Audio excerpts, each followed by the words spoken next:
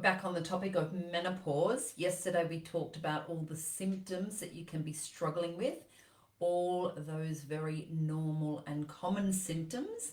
And today we're going to be talking about how to manage those symptoms and what makes your symptoms worse.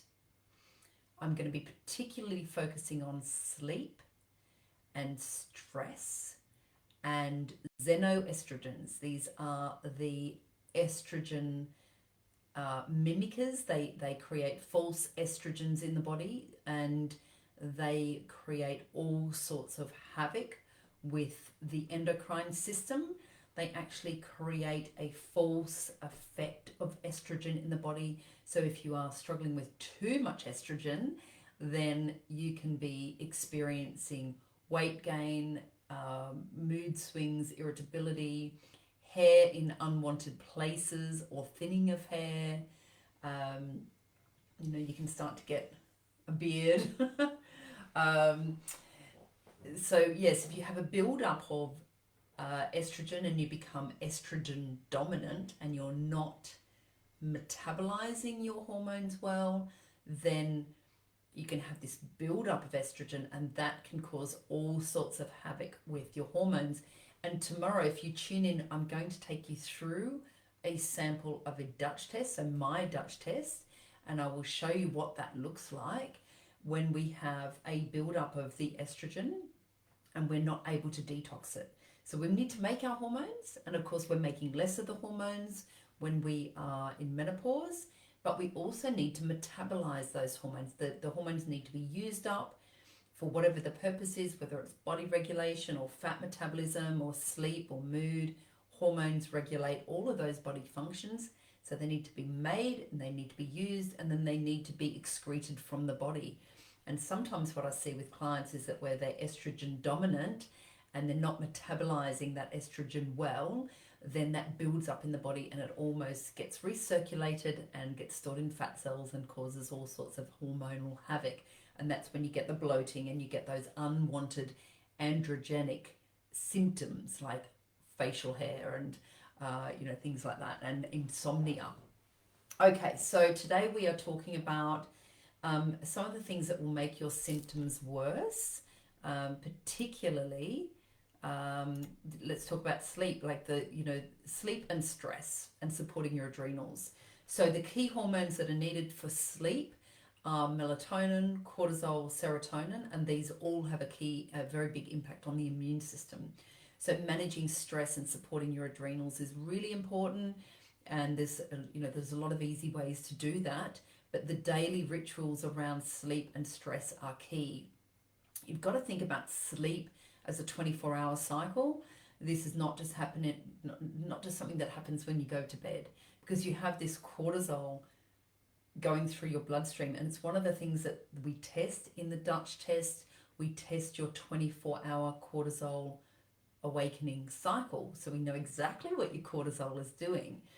And when you're in the morning, cortisol wants to be released into the bloodstream, and that helps you be awake when you're meant to be awake. So if you wake up feeling nice and refreshed, then you've got a low level of cortisol, but it's waking you up and it's meant to be helping you feel awake.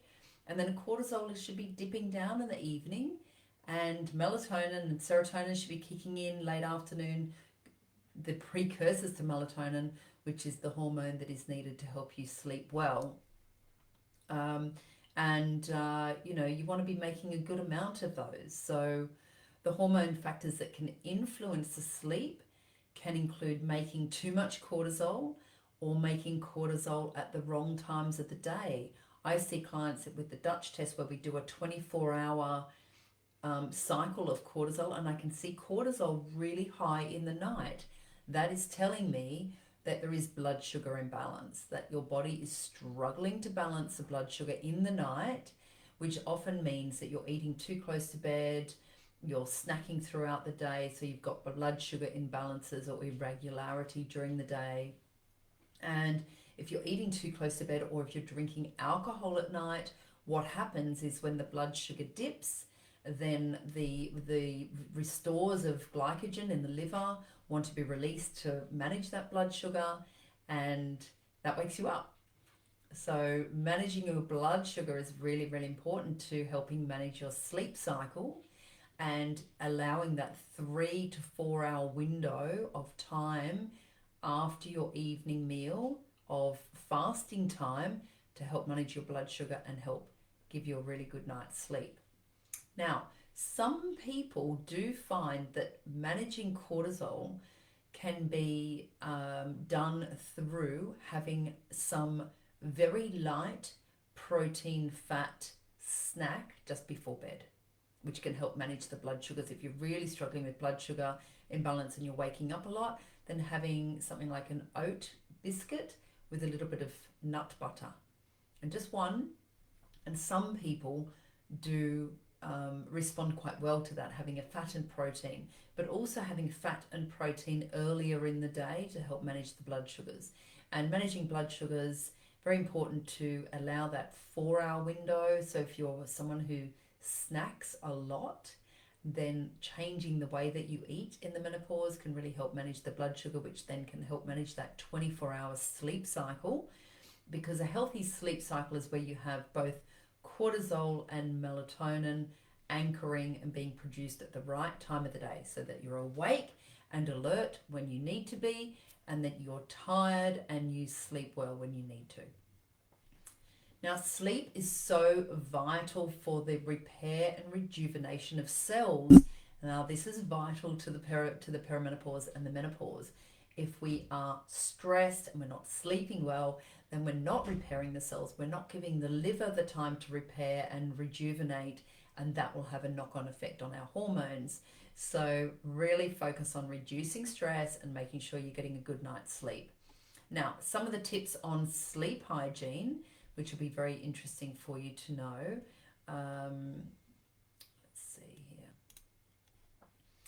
You can track your sleep. Like any of these symptoms, you can use apps to track your symptoms. So track your sleep. You could use a Fitbit, or you could use oureiring.com to track like a smartwatch, or a ring that the Aura ring that can track your sleep cycle and support your sleep.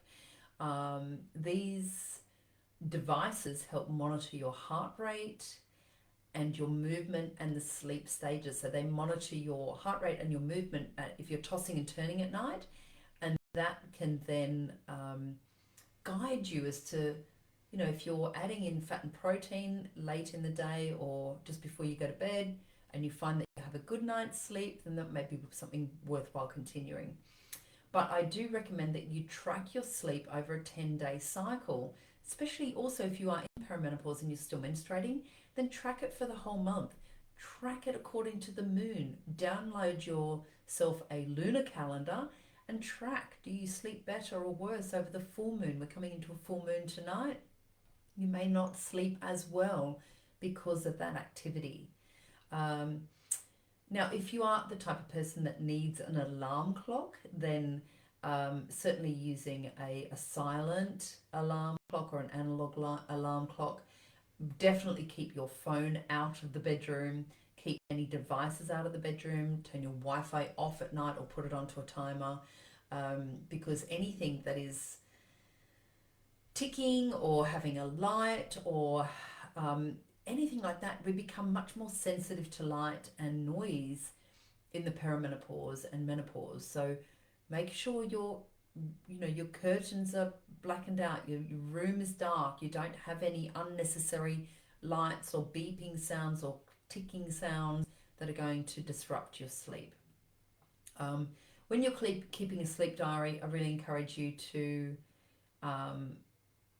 record when you're sleeping, like what time you go to bed, what time you wake up, how long did you sleep, how many times you got up in the night, what was the time of the night that you got up, because often that will indicate particular organs that are out of balance that need support, like between 1 and 3 a.m. is a liver time. Record if you had any stimulants during the day, like are you having caffeine after midday? Are you having alcohol? How does that impact your sleep? Some people swear by a couple of glasses of wine to get them to sleep, but the effect on the liver will have you waking up between 1 and 3. That's disrupting your sleep. Do you exercise just before bed? Some people swear by doing a little bit of yoga or some Pilates just before bed. I myself don't like to exercise before bed. It keeps me too awake. Making sure you're turning off your screen, getting off your devices, getting off the TV, making sure you don't have a TV in your bedroom. There's a brilliant book by Matthew Walker called Why We Sleep. It's a very good resource for you to check out. It's a fascinating read. Okay, right, so some of the other things. So that's about sleep, and I really encourage you to think about supporting your sleep. Now, stress is a really important factor that will impact your hormones. Stress will make all of your symptoms worse, I guarantee it. If you have unusual skin rashes or unexplained joint pain or belly bloat or neck pain, head tension, sleepless nights, anxious feelings, night sweats, sugar cravings, thinning hair, muscle tension, all of those things will be made worse if you are stressed. So do what you can daily to eliminate stress. Mindfulness techniques, gentle meditations. You can do a 5-minute meditation over lunchtime or when you finish work of the evening or before you go to bed. But learn to manage the stress in your life. The brain and the gut talk to each other. So if you are stressed, then so is your gut. And if your gut is stressed, then you have that impact on the liver, on the lining of the gut. You're going to have that impact, that knock-on effect on the hormones, the fat metabolism, the cortisol, and then the insulin. So they're all going to work together. All of those hormones work together. So focus on relaxation techniques such as yoga or deep breathing or meditation or mindfulness, or even just a warm bath, getting out in some fresh air, making sure you are going for a 20-minute walk every day. That gentle movement will help. Now, be very aware of avoiding xenoestrogens. Now, xenoestrogens can be found in plastics. They can be found in, so if you are the type of person who is storing your food in plastic, and please, if you are heating up food in a microwave in plastic, please stop doing that. Xenoestrogens are, basically the word for xeno means foreign and estrogens meaning sexual desire. So xenoestrogens are foreign estrogens, and they cause all sorts of environmental disruption to the hormones. And xenoestrogens, there is a lot of xenoestrogens in our lifestyle, in our modern living. Plastics, water bottles, disposable cups, plastic food containers, plastic wraps. The pesticides that are sprayed on fruit and veg are hormone disruptors. Even tap water, like the chlorine and other chemicals and runoff byproducts that we find in tap water, can be disruptive to your hormones. The chemicals in cosmetics, lotions, shampoos, your body care, your cleaning regime can be exposing you to an unnecessary amount of xenoestrogens, and even birth control pills. So, if you have a buildup of all of these products in your cleaning regime, in your personal hygiene regime, in your beauty regime, and in your food, and then you're putting in a lot of plastics on top of that, then you are being exposed to a lot of xenoestrogens, and they will cause hormone disruption. All right, so, and especially if you are struggling with something like quite a serious situation like endometriosis, then I would really encourage you to eliminate as much exposure to xenoestrogens as possible.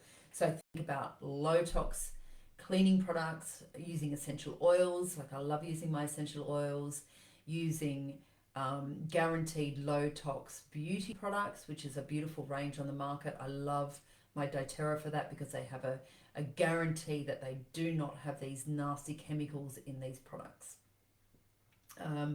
And also think about storing your food in your leftover food in your fridge in glass, like big glass jars. It looks beautiful and it's much much less harmful for your hormones.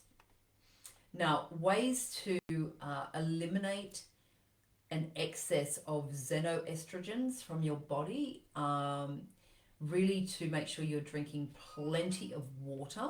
So drinking lots of really clean filtered water can help eliminate the excess estrogen from your body. Making sure you're exercising regularly to help regulate insulin levels, but also to clear out the excess estrogen. So tomorrow when I share a Dutch test with you, you will see the 3 pathways that gauge how well you're metabolizing estrogen. And exercise and drinking water are 2 of the best ways to make sure that phases of your detox are working well. I always mention your cruciferous vegetables. That's your broccoli, your Brussels sprouts, your kale. These produce compounds in the body which lower the effects of estrogen in the body, and they also help the liver to effectively perform its detoxification process. Taking a good probiotic, and I always encourage you to alternate your probiotics, can help with the gut lining, and that can help with dealing with excess xenoestrogens. Make sure you're limiting caffeine and alcohol to support the kidneys and the liver, because we're much more sensitive to these things in the perimenopause and the menopause. And if we've got a build-up of toxins in the liver, then that is going to cause hormonal havoc. So please make sure you are limiting your alcohol and your caffeine. I could do a whole day on the dangers of alcohol for perimenopausal and menopausal ladies. So make sure you are supporting those detox pathways by reducing or avoiding altogether those toxins. And look, trying a reflexology or a gentle massage can really help calm down any hormonal imbalance, especially that's related to stress, and help restore balance in the hormones. Okay, so tomorrow we're going to be talking about, I'm going to show you a Dutch test, and I'm going to give you a few more tips on some of those unwanted symptoms. So please keep commenting about your menopause journey, your perimenopause journey, some of the unwanted symptoms that you're experiencing, so I know what to cover.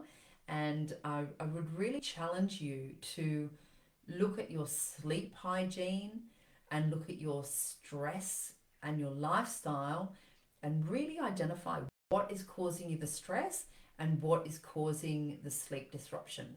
Is it easy things that you can change, like the use of your screen, the light in your room, the Wi-Fi in your room, the darkness of your room, going to bed earlier, keeping that sleep diary for 10 days or even a whole month, and even having an app, the Balance app by Dr. Louise Newson. That's a great app for tracking your symptoms, and that's got a ton of information in there to support your menopause journey.